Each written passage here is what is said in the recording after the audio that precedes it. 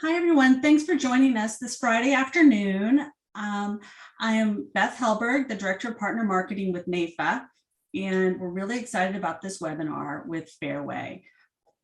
Harlan Arcola will be presenting, and he is the National Reverse Mortgage Director with Fairway and has been in the industry for many, many years. I don't know if he even needs an introduction, but I'm going to go ahead and turn it over to you, Harlan. Well, thank you, Beth. We really appreciate the opportunity. I think this is one of the most important, probably one of the most important presentations that you'll be to, not because of me. I'm not going to be doing very much talking, but because we are incredibly fortunate, and I'm privileged and honored to have Peter Neuwirth with us, who wrote the book Money Mountaineering. Over 40 years of experience in the industry, in the actuarial area. I'll work on that for a little bit. And really, Peter doesn't need any introduction, but if you want to talk to somebody that knows a tremendous amount about money, economics, personal investments, he's the guy to go to. And I'm incredibly fortunate that I get to rub shoulders with people like this, ask them questions, learn from them. Sometimes my relatives will ask me, how do you know so much about retirement stuff? Because I hang around a lot of people that are smarter than myself, and I can draw on their 30, 40, 50 years of experience. And that's what we have in Peter Neuwirth. And he's going to be talking about his book, Money Mountaineering, and the relationship of home equity and the overall retirement plan. He's not going to be, this is not a reverse mortgage seminar. It's about the whole picture with his book. If you want to get a copy of his book, you can order it on Amazon, or you can get it for free from one of our loan officers. And you just contact Reverse Events at fairwaymc.com. I'll type that into the chat box and let us know that you want a copy of his book. You should read it. If you're serious about advising your clients, looking into the future, this is a very different type of a financial book. You need to be looking at that and reading it and digesting the information from somebody that has an incredible amount of experience in the insurance industry, in retirement planning overall. Now, before I turn things over to Peter and talking about his book, Money Mountaineering, that just came out about a month ago, I want to talk about a documentary that has come out from Doug Orchard Films just within the last couple of weeks. I think it came out the end of October. We have got several thousand screening cards available to NAFA members. It costs $29.95 to stream this video, The Baby Boomer Dilemma. If you contact us, just like Peter's book, we'll give it to you for free. We have given thousands of dollars to Doug Orchard Films so that we can supply you. This is an 85-minute documentary. If any of your clients have ever had any question about the value of annuities, the value of the insurance industry, you need to watch this film. You need to watch it because it'll even though I know a lot about annuities and have worked and have been very positive about them and own them myself, I learned a lot from this, and I know that you will too. I'm going to give you just a very short preview of this video. And again, it is online that you can go and get this for $29.95, but you don't need to do that because as of next week, we are going to be, any of our loan officers are going to be handing this out to you and make this available, and you'll be able to take it from there. So I'm going to just play the preview here, and it's only a couple of minutes right before we get into Peter's presentation on his book. If you're counting on a pension being there when you retire, you should be aware that there are consultant corporations are busy hiring to figure out how to screw you out of your pension benefit. And that's what's happening across the world right now. And it's scandalous, and it's creepy. Everybody seems to like a pension. If you doubt that, try taking it away from them and you'll see how people react. Those are a risky type of retirement plan to operate because you don't have a lot of certainty today about what your obligations will be in the future. Well, most people refer to me as the father of 401k because I got internal revenue approval of the first 401k savings plan. I don't want to do what my father's family did. I don't want to do that. I know lots of people have a 401k and it works really well. When the dot-com bubble burst, my 401k became a 201k. I did not know that you could lose money in a 401k. I'm ready to retire. We have all of our money, and then the crash happens. The reality is that you chose the risk-based option where money was in the market. You give the burden of planning retirement, place it upon the shoulders of the person who knows the least. I think it was a disaster. There's got to be a better way to try to save for retirement than using something where half your money can disappear almost overnight and there's nothing you can do about it. And what's been happening over the last few years is, yes, our accounts have been growing. It looks like we're getting wealthier, but the income that we can get from that sum of money is shrinking. Retirement is so much different, and the advisors need to shift to become income experts and retirement income experts and risk managers. You have to figure out, what are you going to get from Social Security and Medicare? It's been estimated that Social Security will run out of money, not entirely, but it will run out of money such that benefits will have to be cut by 1/3 for everyone, current retirees, future retirees. What is often underappreciated is that doing nothing and really politicizing the issue is a way of doing nothing will result in a massive cut to everybody's Social Security benefits.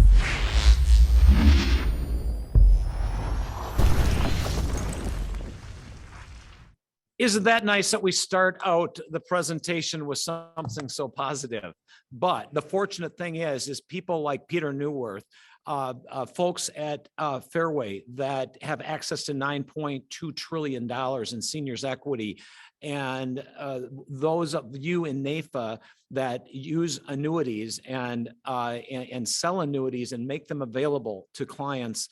And as we work together, we can solve this baby boomer dilemma. We can do it together. We simply have to make sure that we are joining hands and going out there and putting the client's best interest at heart. So again, that video, that documentary is 85 minutes long. It's available if you contact Reverse Events at Fairway, and we'll put you in touch with a Fairway loan officer. If you're already working with a Fairway loan officer, then obviously just check with them and they'll take it from there. But without further ado, Peter Neuwirth has worked in the industry for a long time and has also studied reverse mortgages and all of the products. Peter, thank you for being here. Thank you for writing that book. It's fun, it's entertaining, but most of all, it will help people be incredibly profitable and save thousands of retirements for the people that read it. Well, thank you very much, Harlan. And I'm going to try to get my, I guess, is that up? Can people see that screen? It is up. We can see it well. Good. Well, anyway, thank you so much, Harlan. And I'm thrilled to be here. And boy, that movie looks great, and has a few folks I recognize, and a lot of wisdom I can see already in there. And you know, you could probably see by my face that I actually date back to that time. Was there when I actually had to learn about the new Section K of 401 in 1981. But even before that, I was with a insurance company, and I actually started my career at Connecticut General Life Insurance Company back in 1979, and basically sort of fell into the actuarial world because I was a math major, and you know, they were anybody that could you know, do a little math could get a job in the life insurance world. And but once I got there, I never left. I mean, I never left the actuarial world, because it's been a great career, and it's allowed me to, you know, inhabit the world of money and see how it's changed and evolved over the decades. But I do want to talk about that first couple of years working for Connecticut General Life Insurance, because I bought my first life insurance policy in 1979. I was, you know, 22 years old, and I bought it from a pretty intrepid and out of the box thinking life insurance salesman who was just a little bit older than me. He worked for Northwestern Mutual, and his idea was to sell whole life insurance policies to actuarial students at Connecticut General. And he had the right idea because, we looked at the numbers and the numbers worked. And, he also realized that actuaries are long-term thinkers. And we saw that, yeah, okay, we're not going to make money in the next few years on this thing, but over the long term, this is almost a no-brainer with the tax sheltered accumulation and the, at that point, very high dividend rates that were provided on those policies. So I bought my first life insurance policy in 1979. Since then, I've accumulated 4 additional ones. And, the first one had I think a death benefit of $20,000. And, the projections told me that I was going to have a lot of money when I turned 65. Well, I do. And I accumulated 4 other policies, which today are worth about $400,000 or $500,000 in cash value and over $1 million in face amount. And it has been one of the best investments I've made in my career because I have used it for so many things. And I'll get into that in a little bit when I talk about life insurance as a tool that you ought to have, or many people ought to have in their backpacks as they, soldier into the financial wilderness and as I say, engage in some money mountaineering. I will say also that the other thing I did very early in my career, and this was in 1980, was I bought a condo. And again, because the numbers worked. And even though I think my first mortgage, I got it, 12% or something, and prime rate was in the double digits. But that made sense too, because it was a leveraged investment and inflation was running in double digits. And it seemed like a no-brainer. And I looked around, I couldn't understand why everybody else wasn't doing it. But in the end, like I said, it worked out really well. But with that as background, I just want to tell you a little bit about where I went in my career and why I'm now able to talk to you all about this book. So first, let me just say that everybody I know is concerned about their financial situation, and most people don't know where to begin. Well, when I have had a long career in the actuarial world, and I left the insurance industry in 1980, became a consultant, and consulted on retirement for 40 years with the major firms. I worked for Hewitt Associates and Towers Perrin, and then Towers Watson, and found that I was, like I said at the outset, I was never bored and had a wonderful time as an actuary throughout that whole career. And towards the end of my career, I felt that maybe this perspective could help others. And so I started writing, and I wrote a book and that was published in 2015 called What's Your Future Worth?, where I tried to give people a sense of what the actuarial perspective is and how actuaries try to balance time, risk, and money in helping their clients, and in my case, big corporations, make better decisions with respect to their pension plans. And I thought, well, this could be applicable for individuals as well. And so like I said, I would spend my early mornings as my career was winding down, writing about the actuarial perspective.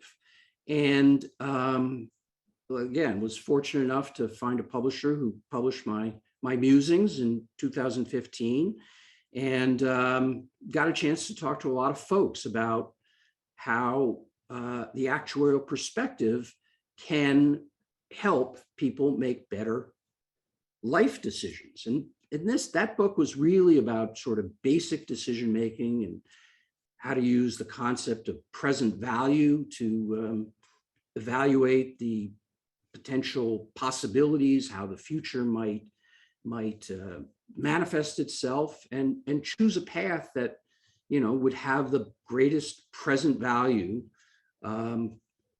to navigate your way through life. And I sold a few copies and talked to a lot of folks about the book. And what I found was that people were kind of interested, but what they really wanted to know is what could they do about their money? How could they make better decisions, better financial decisions?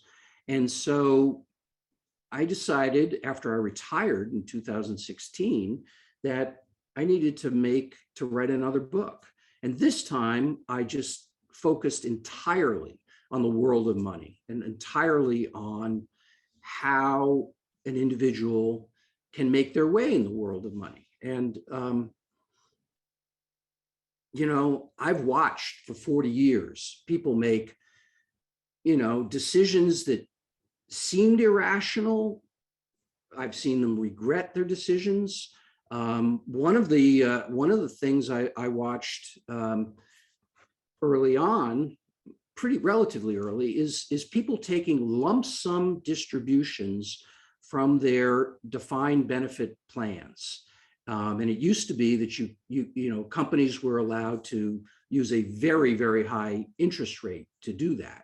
And so these decisions that people were making were not in their best interest. I mean, sometimes they were because they really needed the money and they had good reasons, but a lot of times they weren't. But they just didn't really understand the lay of the land and their options and what the consequences of those decisions might have been. So, as I said, I retired at the end of 2016 and took a couple more years and wrote a new book. And this is the book that I've got out there, and I hope you all consider reading it because, as I say, I'm an actuary. I very much believe in some of these tried and true vehicles and products. I mean, the life insurance industry has helped companies. They've been in business for hundreds of years, and actuaries have helped those companies stay in business for hundreds of years. And they've been providing financial security and comfort and risk mitigation to millions and millions of people. So I believe in the insurance industry. I believe in the mortgage industry, reverse mortgage industry, and I believe in annuities as well. And but I really believe that people are capable of making their own good decisions in this world. And that's what I set out to do with this book. So what is money mountaineering? Well, the first thing you got to understand about this book is it's not a financial planning book. Okay. I don't give anybody advice on where to invest, what to do. I will, tell people what I do and why I do what I do, but everybody's different and everybody has to make their own decision. And that's kind of the context and the framework that I look at this in, because as I look at the world of money, I see it as a dangerous mountain wilderness. It's complicated. It's so complex that you can't understand it. Nobody understands it. The way, different markets interact with other markets, the derivatives, the interrelation between, who knew that the fact that people defaulted on their mortgages would crash the stock market. I mean, back in 2008, 2009, the interrelation and the interconnections of markets globally and domestically is just beyond anybody's ken. And I mean, even the Fed, I mean, the Fed knows how they can perturb the system and how they can, cause things to happen. But do they really know what's going to happen when they do things? Well, occasionally they see a horrible crisis like the 2008, 2009, and they inject a tremendous amount of liquidity and things get stabilized. Again, in the pandemic, they did the same thing, but it's just super complex. Worse than that, it's uncertain. So if you imagine yourself in a wilderness, in this, where you can get lost, you don't know your way around. You don't know what the weather's going to be like. You don't know when there's going to be a storm, a fire, a flood. You don't know what's around the next bend if you're trying to hike through to, get to a place where you can pitch your tent. So it's complex, it's uncertain, and it's noisy. It's full of people running around that are going to tell you what to do with your money, how to, where to go. Some of them know what they're talking about. Many of them don't. Some of them know what they're talking about in their particular area of expertise, but they don't know you and they don't know your entire situation. And they don't always have your best interests at heart. Or maybe they do, but their financial incentives and the way they're compensated is not aligned with yours. So, you have to be careful. You have to be careful about what's out there. And if that weren't enough, we're basically irrational creatures. I mean, our ability to determine what's risky is, we hear a rustling in the leaves and we think maybe that's a tiger that's going to eat us. We were not evolved to determine, should I get a fixed or a variable rate mortgage?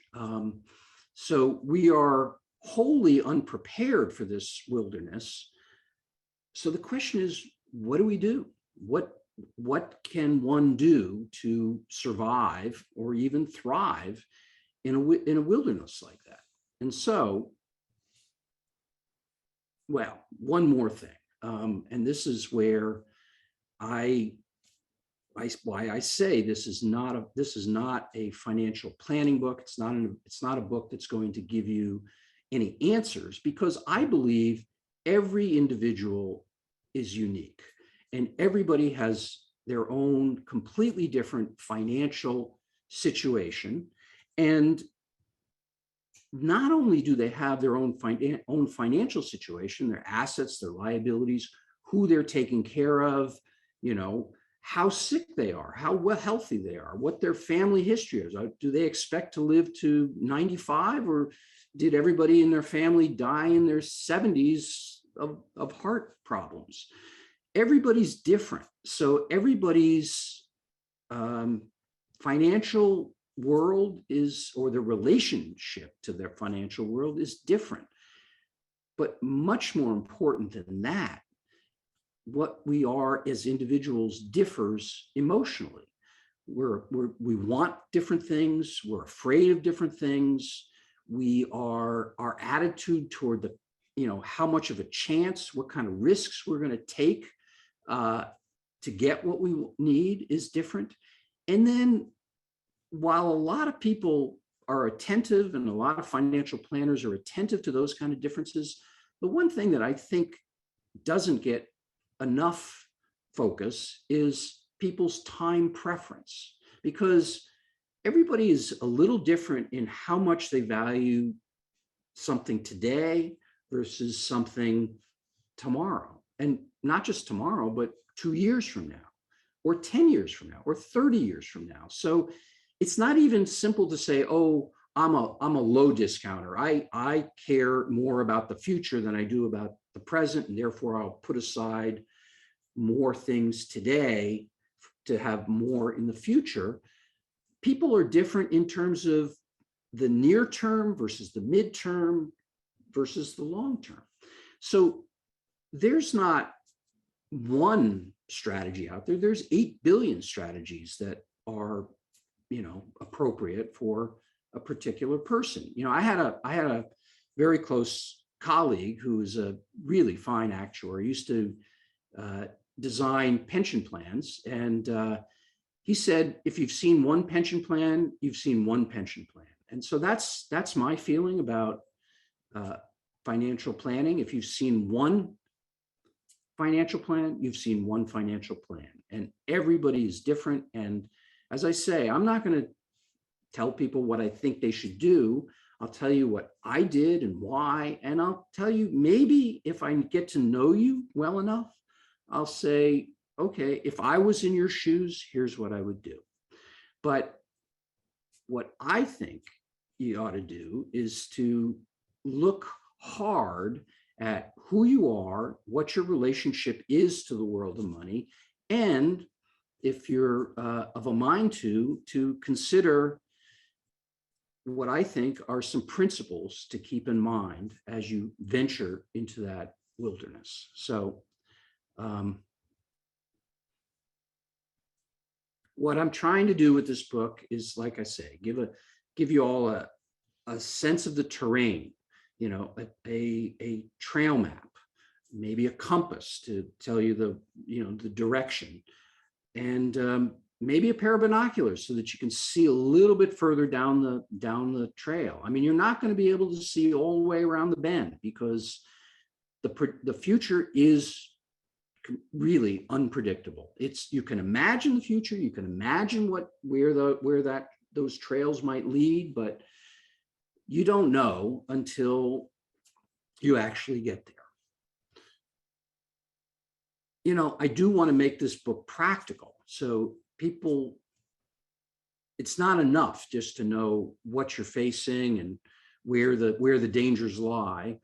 I also want to provide some insight as to what kind of tools you should have in your backpack as you make your way through. I'll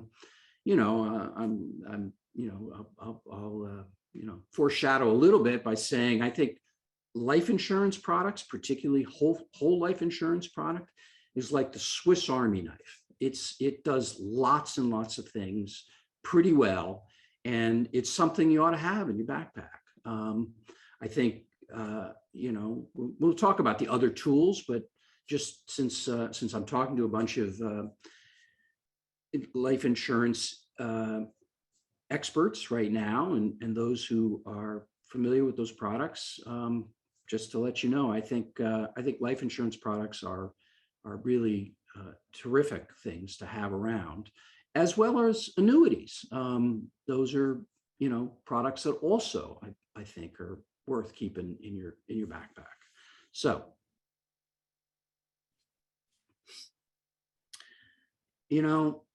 as I say, I have really enjoyed my career, and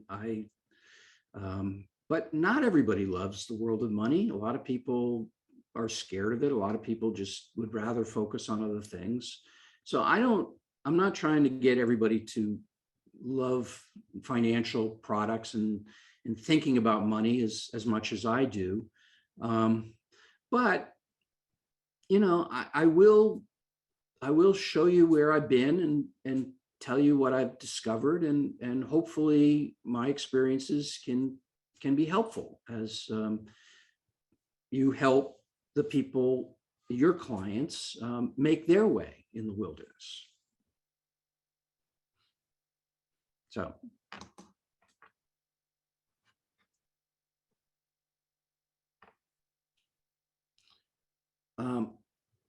Let me just go back here. The problem that I see it of financial planning or making your way in this wilderness does not have what we call in mathematics a closed form solution. It's not one that you can just figure it out and now you've got the answer. And particularly one of the bigger problems within the world of financial planning is the decumulation problem. People accumulate, say you need $2 million or some number when you retire, and that's going to be enough. And we've done a really good job of shepherding people through that with 401k consulting, and a lot of the investment advisors have helped people accumulate good chunks of money that theoretically are enough to live on. But the devil is in the details. How do you live on a chunk of money that you've accumulated?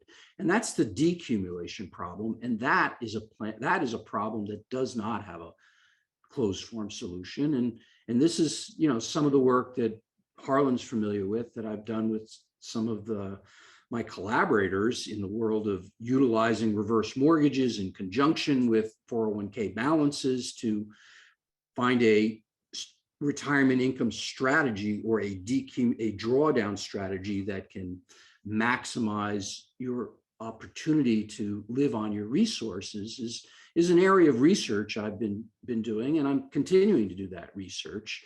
But the decumulation problem is not one that has been fully solved. And I believe that in addition to this, some of the strategies that my collaborator Barry Sachs and I have come up with, there are other tools that need to be brought into the mix, including life insurance and annuities. And so with that as backdrop, I'm going to go through the 6 principles that I lay out in my book that I think people would be well advised to keep in mind and as they soldier through.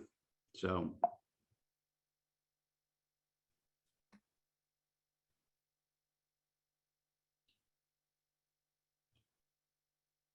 I'm sorry, I'm not sure why this is not working the way it's supposed to. But You're just going backwards instead of forwards. So just hit the other button. There we go. There we go. Okay. So I guess I got a more complicated mouse than I should have. But in any event, so here's principle number 1. And I alluded to it earlier. Everybody's different. Everybody's values, objectives, and financial situation is different. And again, you might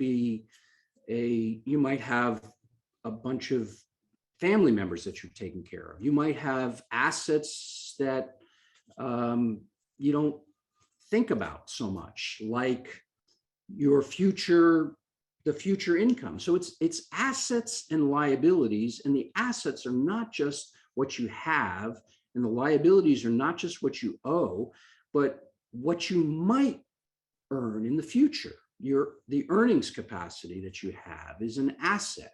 Your education is an asset. Your liabilities include things that you might end up having to pay in the future. Unforeseen contingencies are going to drop up. So it's not just what you have, what you owe, it's what you will have, what you will owe, and all of that is subject to all kinds of uncertainty. But everybody's different. And so you need to consider, first of all, what your situation is, and then, and only then, can you kind of move into some of the next principles. Okay. Principle number 2. Principle number 2 is about debt, because so many of the advice books and so many of the financial planners out there focus on what you have and what you can do with what you have to make it bigger and accumulate more. But debt is just as important, because debt is the other side of your financial. It's not just the negative assets, but debt is something that can actually improve and supercharge your accumulation and achievement of financial wellness. So taking on leverage when you when you can or should.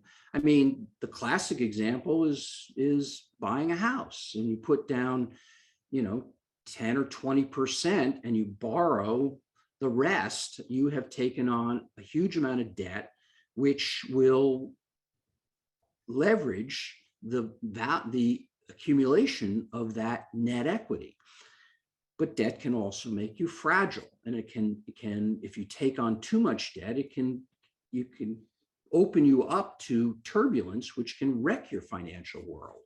And so we need to be very attentive to the debt in our lives, the debt capacity, the kinds of debt we take on, and use it strategically when appropriate, and be attentive to the fragility that it can add to our financial situation.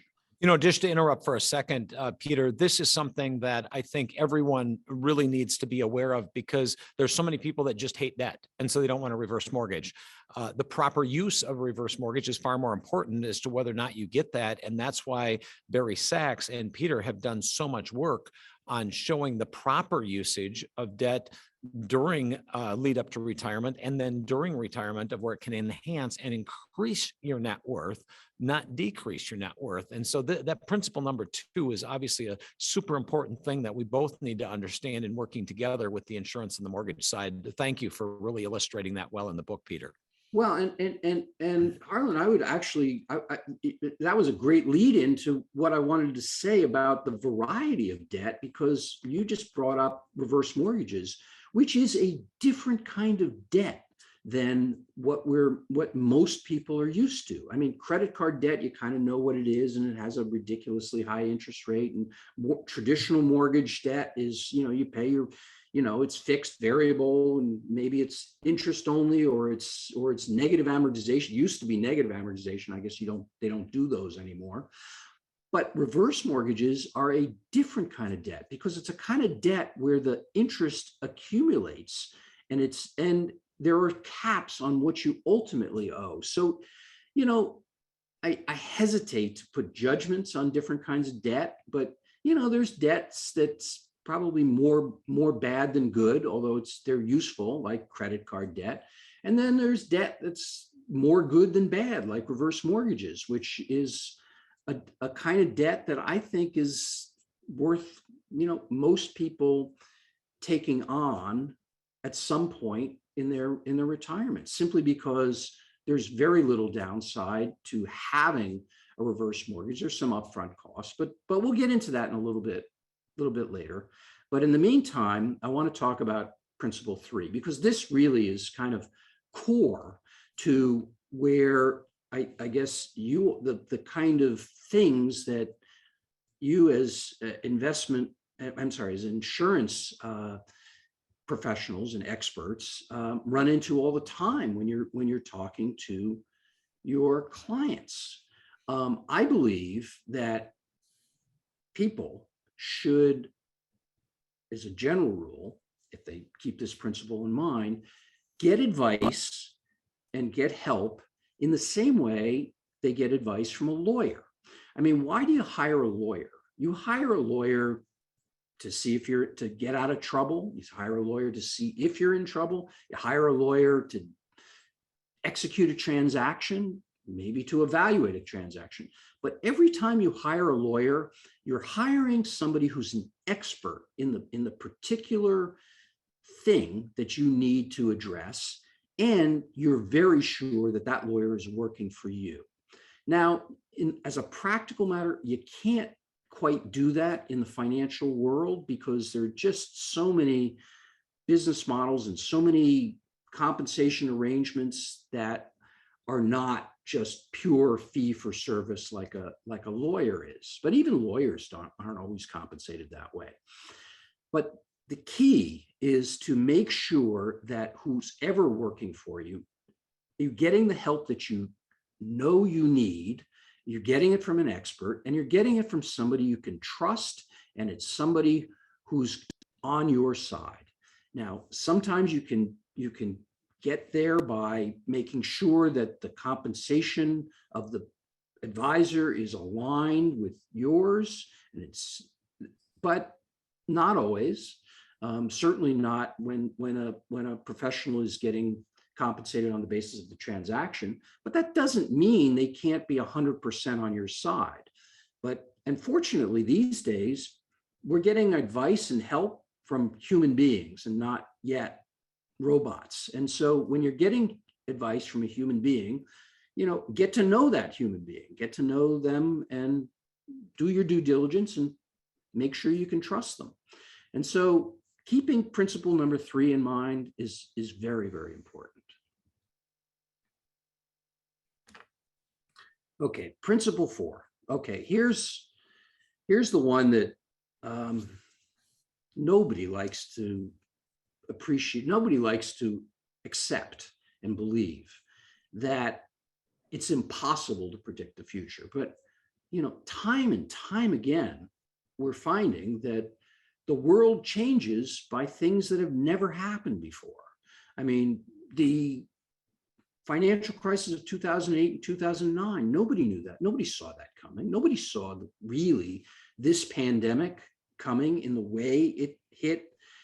I mean, the unemployment rate went from below 4 to over 14 in 1 month. That has never happened before, and it never happened even during the Depression. So you just don't know what's going to happen. So we have to learn to live with uncertainty. We have to learn to be able to be flexible. We have to learn to face the future without fear and just be curious and open-minded about what's going to happen next. Now, just because the future is impossible to predict doesn't mean it's impossible to imagine. And that's where principle 4 comes into play. You want to imagine all of the possibilities, not just what you think is going to happen, but what might happen. Good things that might happen, the really good things that might happen, and the really bad things that might happen. And then you want to have a financial strategy that can adapt, or you're not surprised when one of those things happen and you're prepared for it.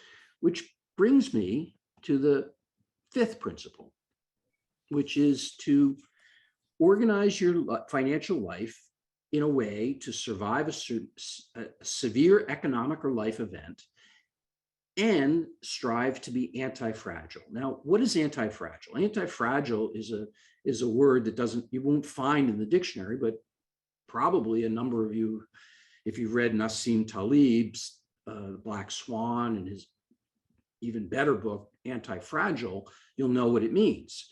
That the opposite of fragile is not robust or strong, things that don't break when turbulence happens. The opposite of fragile is anti-fragile, things that will actually get stronger if there's stress or turbulence. Like, for example, your muscles. I mean, if you stress and strain your muscles, they'll get stronger. And consequently, you can do that with your financial life. And well, how do you do it? Well, it's basically comes down to what my father told me, which is, and this whole principle comes down to some advice he gave me, which is hope for the best, but prepare for the worst on the one hand. And on the other hand, keep many irons in the fire, because you never know which one is going to catch fire and help you keep you warm. So principle 5 is another one that I think people should keep in mind. Again, this is not a specific thing you should do. It's just a mindset and a principle to operate under as you try to make your way through the financial wilderness. Finally, the last one is, equally important to my mind, which is recognize that we are irrational. We are subject to emotional biases, to cognitive errors. We were not built to calculate probability and statistics, on the fly and figure out exactly the probability of one thing happening and making a really good bet on that. on that score. And so therefore, what you need to do is have some humility, have some self-awareness, understand where your limitations are, and get help when you need it. So when you recognize that you have these, and again, I don't call them flaws. I mean, a lot of cognitive, behavioral economics people like to talk about programming flaws in our wiring. I don't think of our brains as having programming flaws. I think of them as having features. And, yes, some of those features are that we value the present way more than the future. Some of them is that makes us very, very risk averse. Some of it makes us super risk tolerant. But whatever it is, be aware of your own wiring and your own way of doing it. And don't believe that there is some objective, perfect, rational mind that you need to aspire to. Just recognize who you are and where the flaws are, and go forward. So those are the principles. Now I'm going to move to, and I guess I got about 15 minutes left. So I'm going to move to, how do you put them into practice? And again, there's no general answer to that, but I do believe that as you make your way in the wilderness and you have these, you keep in mind these 6 principles, there are some tools you can keep in your backpack, because they will serve you well, and many of them will serve you over your entire adult life, into retirement and beyond retirement, to leaving a legacy behind. So what are they? Well, basically they come in four different categories. The first one is real estate, your home. And it's not just your home. I mean, Harlan's, has mentioned the reverse mortgages, but when we get to that slide, I'll show you there are perhaps 9 different ways you could use your home to enhance and achieve financial wellness.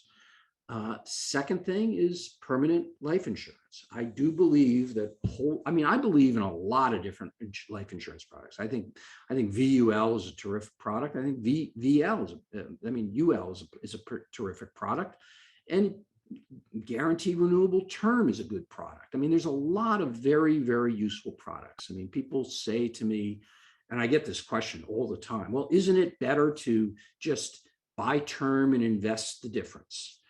Well, maybe if you need a scalpel to, cut some flesh, maybe, but I would rather have a Swiss Army knife where I could, cut what I need to, open a bottle of beer if I have one on the road, or pull out a corkscrew. I mean, it's a tool. Life insurance is a tool that has many, many uses. And then there are retirement income generators, and that's where the annuities come in, because there are ways to produce income streams for yourself.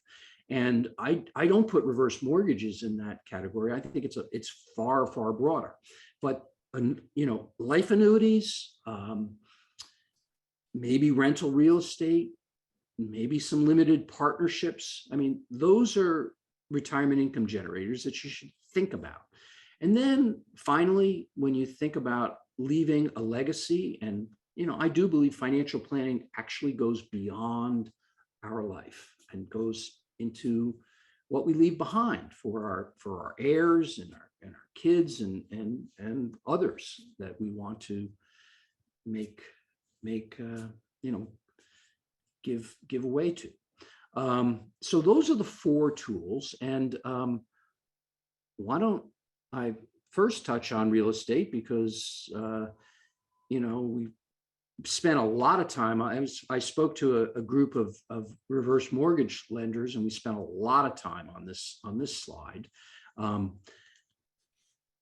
But And it's important because I think all of your clients, or many of your clients, will have real estate. And part of what you're providing protection for through life insurance is the ability of the family or the individual who's being insured to stay in their home, to continue to pay their mortgage, to maintain this very important asset.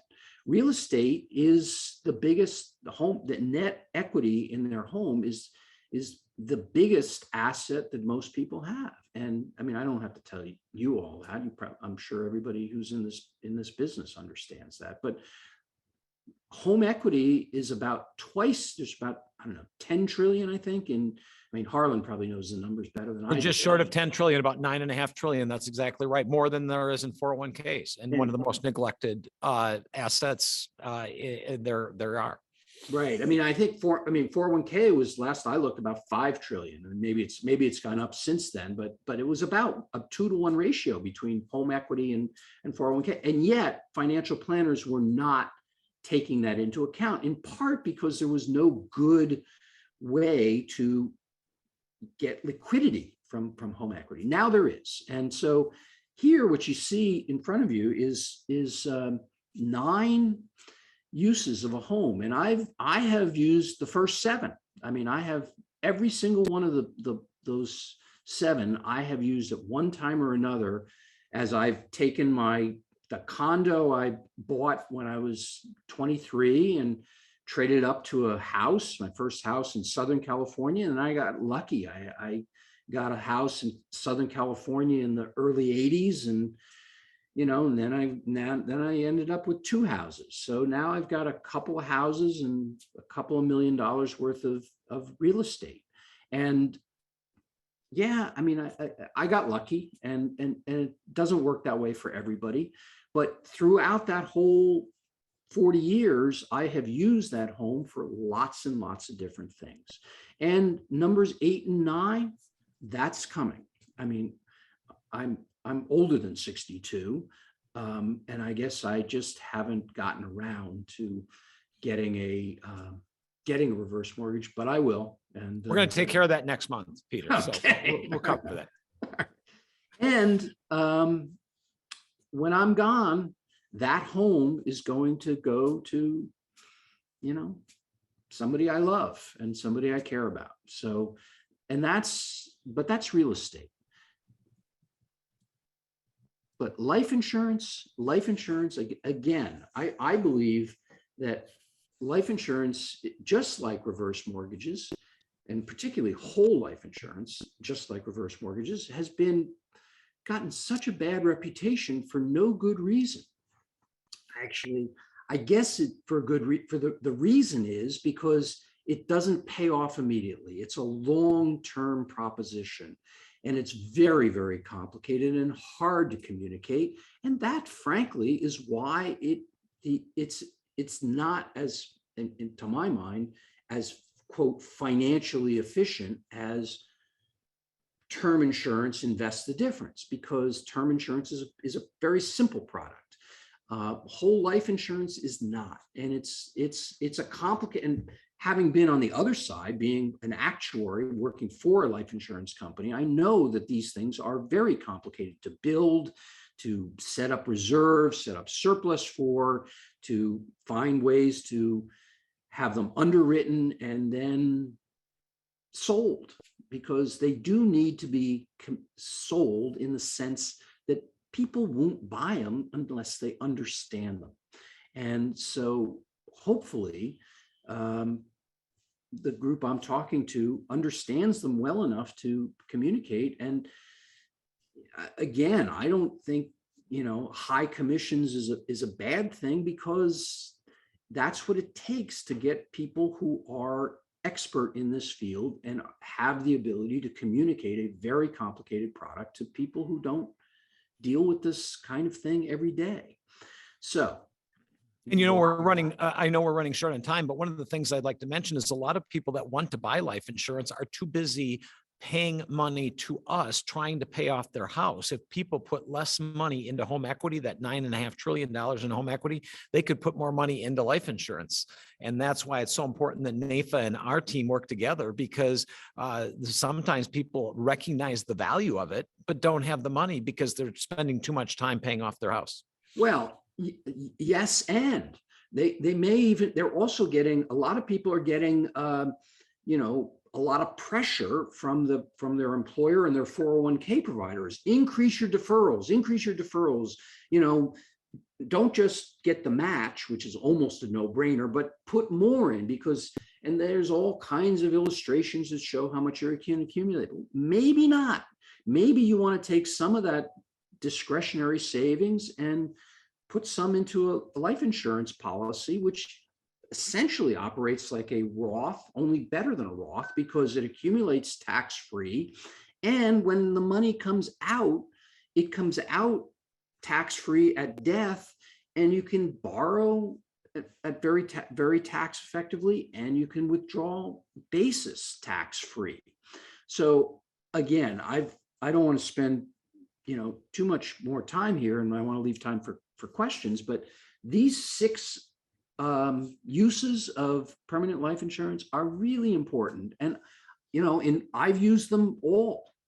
I mean, again, for the home, I've used only 7 of the 9, but for these, I've used all 6. And I would encourage many others to do the same. So I'm going to just quickly touch on RIGs. And RIGs is a term that was coined by Steve Vernon, who's another collaborator and friend of mine. And he's got a great consulting firm called Rest of Life Consulting. And he talks about RIGs, and he's written a few good books too.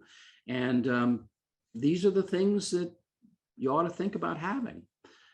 And then finally, there's the planned gifts. When it comes to the end and it's time to leave a legacy, consider buying an annuity, but not necessarily, you can buy an annuity, it's going to be more expensive from a university.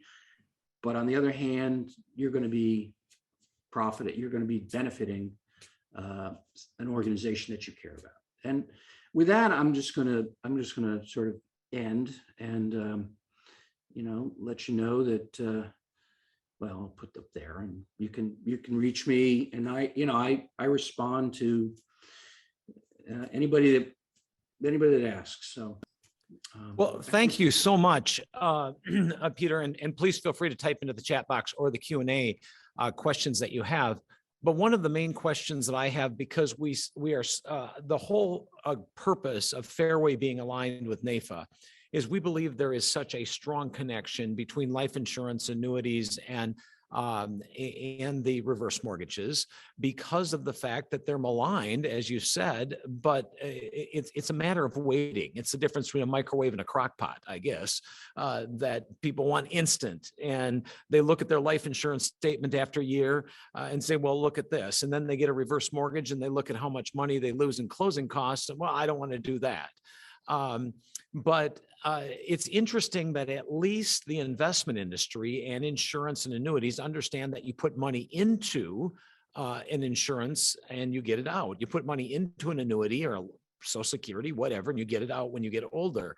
Why have we done such a bad job in the mortgage industry that, even though you're very familiar with taking money out and you've done all of this research with Dr. Barry Sachs on using a reverse mortgage that you can pull money out that you put into your house, why do you think people are so averse to doing it? Less than 5% of people pull money out of their house when they get to be 62. Well, I think it's a principle that I've seen that reputation outlasts reality. And unfortunately, and this was true of life insurance, it was true, and I think it was true of reverse mortgages at the very beginning when it was unregulated, when HUD hadn't come in and really cleaned it up, when professionals, knowledgeable professionals, hadn't said this is a good thing.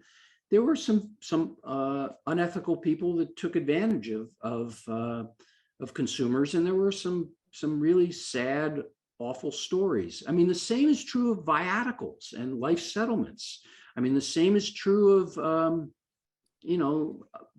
life insurance being sold to people that really didn't need it or wasn't appropriate for them. But it's a different world now. It's been cleaned up. It's better regulated, and unfortunately, so that's why I think you and the people you have at Fairway are doing a kind of a heroic job of educating the public on this and counteracting those bad stories, those stories that really are in the past. As the same is true of the life insurance industry. We have a history of that. Fortunately, the actuaries have added some order to the chaos, but it's still an uphill battle from an educational standpoint. Well, and the thing that I really love about this book is sometimes it seems like, especially with the 6 principles, it seems like, well, that's obvious, but it's not.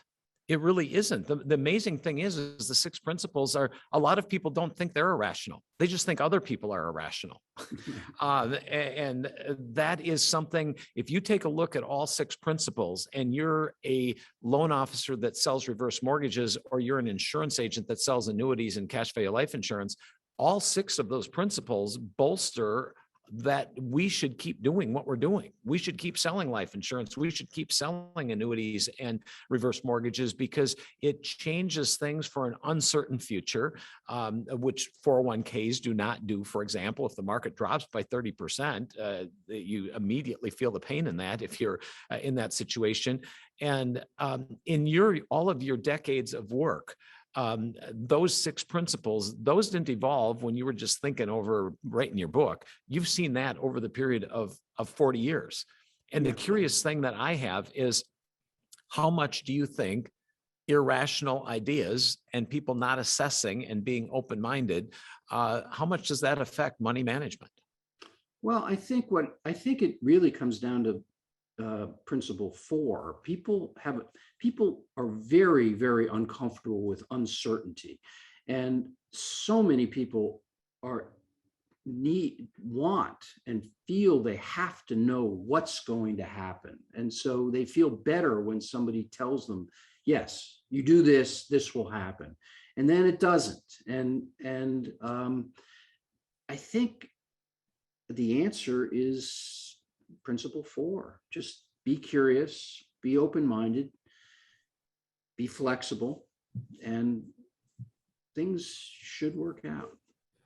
Well, and that's so true. And I think that those of us that are professionals selling things, we also need to keep an open mind. It's amazing how many loan officers I've run into that don't like reverse mortgages. I was one 18 years ago that thought that. I've run into life insurance agents and financial advisors that don't like certain products, or don't like what we're selling, or whatever. And I think that open mind is such a huge issue, and that's the most valuable principle that I got out of your book. There was a lot of other things that I learned, but that was just that, hey, just a minute. I know for sure I don't know everything, and I've got a lot to learn yet. At 61, I'm still learning. So that's so true. Well, I know we're right up against the time. Beth and Julia, I really appreciate you hosting this for NAIFA. Peter, I can't be thankful enough for what you put out there. You only gave a little bit of a taste. If you want Peter's book, please get in touch with one of our loan officers, and we'll make sure that we do that. There's some valuable stuff here that your clients can benefit from, and you can benefit from. And remember that the reason Fairway is doing these series and the reason we have these webinars is, of course, we want to increase our business. But you know what the most important thing is? The most important thing is that we change the way retirement is done in this country. If you watch that video, it's scary. What happens when all of a sudden we're looking at a decrease in Social Security of 30% when 50% of the people in the country depend upon it? What happens if inflation continues the way that it does? You know, we're stepping into a very, talk about money mountaineering. We're stepping into a desolate, scary landscape, and we don't know how many wild animals are out there to get us, and we have to work together.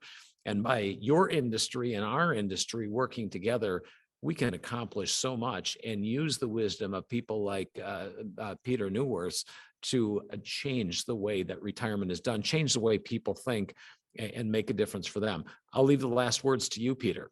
Well, again, thank you so much, Harlan. I really, you know, like I said, I wrote this book because I just feel like some of these ideas are I'd like to have them out there because I think they can help people. And I really am so grateful to you, Harlan, and Fairway and NAIFA for giving me the opportunity to share them with everybody. So thanks a lot. And I hope I get to see you again real soon.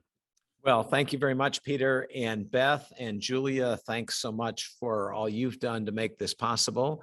And we will make sure that we see you again. I think we've got one more yet this year, but if not, we'll be seeing you with some more series that we'll be doing in 2022. So thanks so much. And remember, get this book. You need to read it. If you're in the money business, which you all are, we all are, read it. It's way too much valuable. When you can talk to somebody that's got 40, 50 years of experience in the industry, that's what you get in the pages of this book. And if you think this is just like any other book, I mean, a poker player wrote the foreword, Annie Duke. I mean, it's unique. It's different. You got to get it. And we don't expect you to buy it. We bought a whole bunch of them and we're going to make them available to you for free.